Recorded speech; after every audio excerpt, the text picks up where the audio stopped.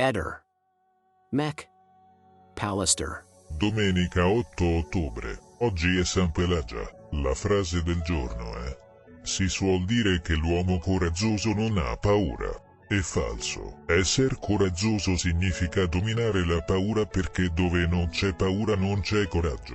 Accadde oggi, 8 ottobre 1982, il governo polacco mette al bando Solidarnosc. 1991, il Parlamento croato taglia gli ultimi legami con la Jugoslavia. Lo sapevi?